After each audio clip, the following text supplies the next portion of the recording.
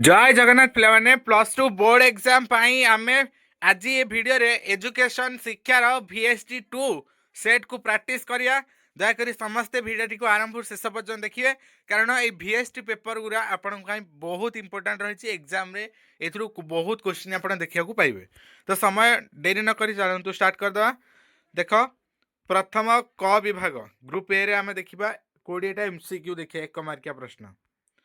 प्रथम प्रश्न अच्छी भारतर संविधानर केउं धारारे 6 रु 14 वर्ष बयस पिलांकु अवैतनिक और बाध्यतामूलक शिक्षा देवार व्यवस्था करा जायछि। ऑप्शन ए धारा 21 क, ऑप्शन बी धारा 22, ऑप्शन सी धारा 23, ऑप्शन डी धारा 24। यार राइट आंसर हेउछि ऑप्शन ए धारा 21 क। धारा 21 क अनुसार 6 रु 14 वर्ष बयसर पिलांकु अवैतनिक बाध्यतामूलक शिक्षा देवार व्यवस्था करा जायछि धारा 21 क। नेक्स्ट प्रश्न अच्छी जातीय और आवेगिक सहमति आयोगर अध्यक्ष किए थिले? जातीय और आवेगिक सहमति आयोगर अध्यक्ष किए थिले?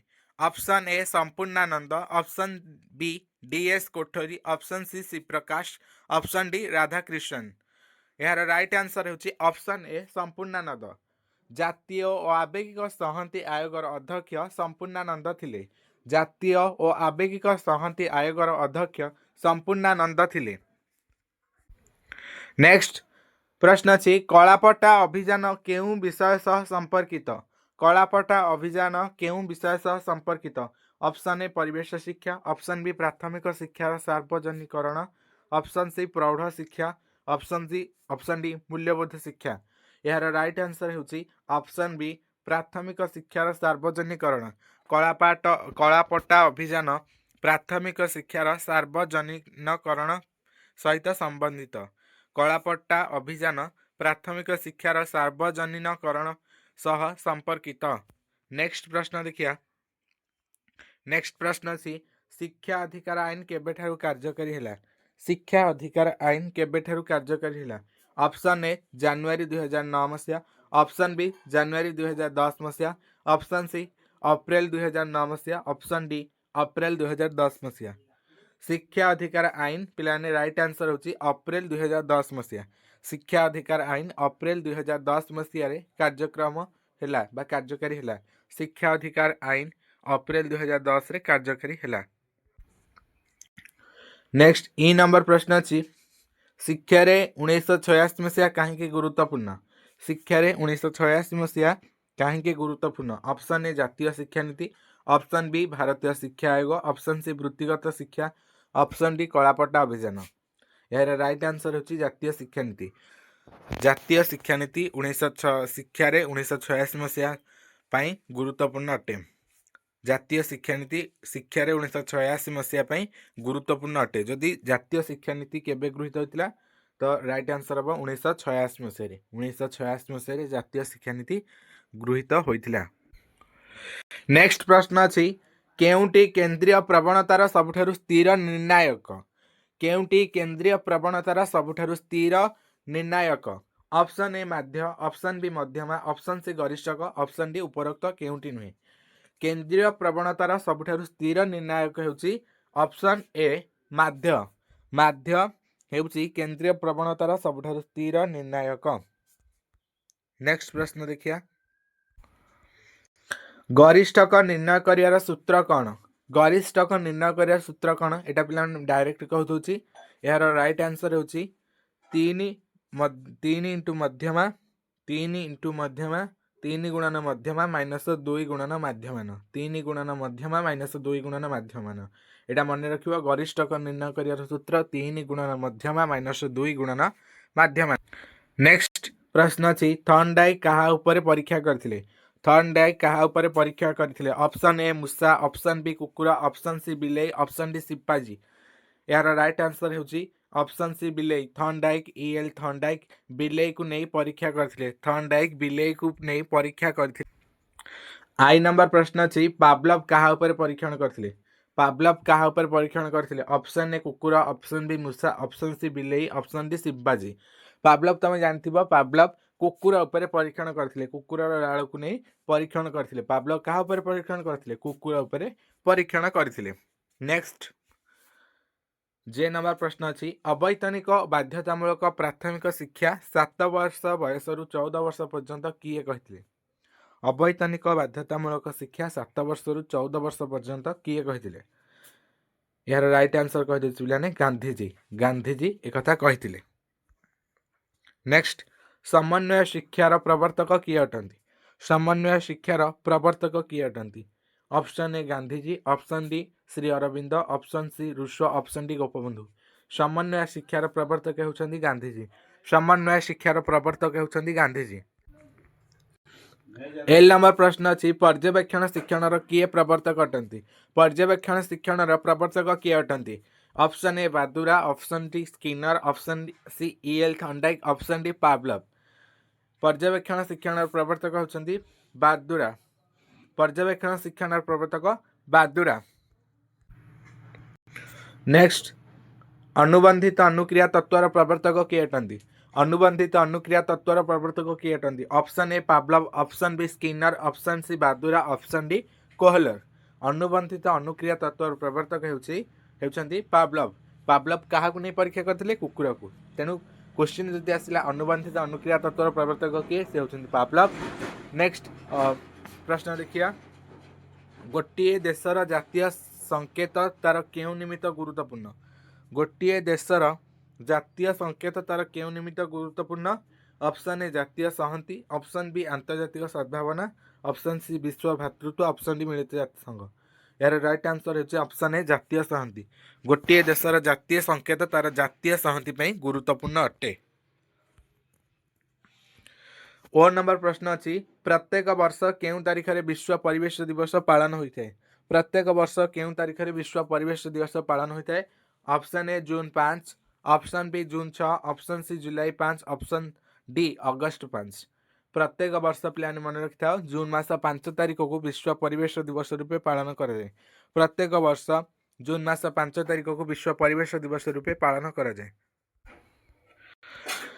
पी नंबर प्रश्न अच्छी आम चारिपाखे थिबा समस्त सजीव और निर्जीव वस्तुर समाहार को नहीं कौन गठित होता है आम चारिपाखे थिबा समस्त सजीव और निर्जीव वस्तुर समाहार को नहीं कौन गठित होता है ऑप्शन ए परिवेश ऑप्शन बी जात ऑप्शन सी संप्रदाय ऑप्शन डी भौतिक यार राइट आंसर होची ऑप्शन ए परिवेश आम चारिपाखे थिबा समस्त सजीव और निर्जीव वस्तुर समाहार को नहीं परिवेश गठित होता है नेक्स्ट क्यू नंबर प्रश्न अच्छी केउ मसीह ओडिशा शिक्षा अधिकार आईन कार्यकारी होता केउ मसीह ओडिशा शिक्षा अधिकार आईन कार्यकारी होता यार राइट आंसर हो जाउची पिलाने अप्रैल 2010 मसीह अप्रैल 2010 मसीह ओडिशा शिक्षा अधिकार आईन कार्यकारी होता अप्रैल 2010 मसीह ओडिशा शिक्षा अधिकार आईन कार्यकारी होता लब्धांक गुड़िकर 50% भाग को कौन कहुए लब्धांक गुड़िकर 50% भाग को कौन कहुए ऑप्शन ए मध्यमा ऑप्शन बी माध्य ऑप्शन सी माध्यमान ऑप्शन डी गरिष्ठक लब्धांक गुड़िकर 50% भाग को मध्यमा कहुए लब्धांक गुड़िकर 50% भाग को मध्यमा कहुए नेक्स्ट प्रश्न अच्छी जीवन दक्षता शिक्षा विद्यालय कौन अग्रगति करा जायथे जीवन दक्षता शिक्षा विद्यालय कौन अग्रगति करा जायथे ऑप्शन ए श्रृंखला ऑप्शन बी द्वंद्व ऑप्शन सी गंडगोल ऑप्शन डी आईन क्षेत्र रे जीवन दक्षता शिक्षा विद्यालय रे श्रृंखला अग्रगति करा जायथे जीवन दक्षता शिक्षा माध्यम रे विद्यालय रे श्रृंखला को अग्रगति करा जायथे 3 नंबर प्रश्न अच्छी जो लब्धांकटी 1 रु एकाधिक बार आसूची ताहाकू कौन कह जाए जो लब्धांकटी 1 रु एकाधिक बार आसूची ताहाकू कौन कह जाए ऑप्शन ए गरिष्ठक ऑप्शन बी माध्य ऑप्शन सी मध्यमा ऑप्शन डी मध्यक यार राइट आंसर होची गरिष्ठक जो लब्धांकटी 1 रु अधिक बार आसुअछि ताहाकू गरिष्ठक कह जाए बर्तमान एजुकेशन देखिया ख विभाग जोटा को आमे कहूचे ग्रुप बी बर्तमान आम यहाँ देखा यहीटार पे 2 मार्किया प्रश्न आसूँ 2 मार्किया तुमको 7टा आंसर लिखार अच्छी 214 मार्क टोटाली प्रथम प्रश्न थिला नास्तिवादी शिक्षार 2टी वैशिष्ट्य लेख नास्तिवादी शिक्षार 2टी वैशिष्ट्य लेख प्रथम पॉइंट लिख प्रकृति शिक्षा ग्रहण करवा प्रकृति शिक्षा ग्रहण करवा द्वितीय पॉइंट शिशु कैंद्रिक शिक्षा उपरे गुरुत्व प्रदान। शिशु कैंद्रिक शिक्षा उपरे गुरुत्व प्रदान। नास्तिवादी शिक्षार दुईटी वैशिष्ट्य हेउची प्रकृति शिक्षा ग्रहण करने, शिशु कैंद्रिक शिक्षा उपरे गुरुत्व प्रदान। नेक्स्ट मौलिक शिक्षार अर्थ लिखिब। मौलिक शिक्षार अर्थ कौन ना मौलिक शिक्षार अर्थ हेउची ଯେଉଁ शिक्षा मनुष्यर मौलिक आवश्यकता यथा खाद्य वस्त्र बासगृह इत्यादि पूरण करिबारे साहाय्य करे ताहाकू मौलिक शिक्षा कुहाଯାଏ। आउ थरे कहि रखुची मौलिक शिक्षार अर्थ हेउची ଯେଉଁ शिक्षा मनुष्यर मौलिक आवश्यकता यथा खाद्य वस्त्र और बासगृह इत्यादि पूरण करिबारे साहाय्य करे ताहाकू मौलिक शिक्षा कुहाଯାଏ। तापर अछि कौन बाह्य अभिप्रेरणार अर्थ लेख। बाह्य अभिप्रेरण अर्थ फर्स्ट डेफिनेशन लिखियो शिक्षार्थीर लक्ष्य रे पहुँचीबा पाई शिक्षार्थीर लक्ष्य रे पहुँचीबा पाई जेउ वस्तु अभिप्रेरित करिथाए जेउ वस्तु अभिप्रेरित करिथाए ताहाकू बाह्य अभिप्रेरणा कुहाଯାଏ। ताहाकू बाह्य अभिप्रेरणा कुहाଯାଏ। शिक्षार्थीर लक्ष्य रे पहुँचीबा पाई जेउ वस्तु बा व्यक्ति अभिप्रेरित करिथाए ताहाकू बाह्य अभिप्रेरणा कुहाଯାଏ। बाह्य अभिप्रेरण उदाहरण लिखिब प्रशंसा शिक्षा दंड और पुरस्कार इत्यादि। प्रशंसा और शिक्षा दंड एवं पुरस्कार इत्यादि। तीनटा प्रश्नर आंसर देखिले बर्तमान 4 नंबर देखिया आंतर्जातिक सद्भावनार अर्थ। आंतर्जातिक सद्भावनार अर्थ उत्तर लेख देश और देश मध्य संपर्क गढ़िवाकू देश और देश मध्य संपर्क गढ़िवाकू आंतर्जातिक सद्भावना कुहाଯାଏ। देश देश मध्य संपर्क गढ़िवाकू आंतर्जातिक सद्भावना कुहाଯାଏ।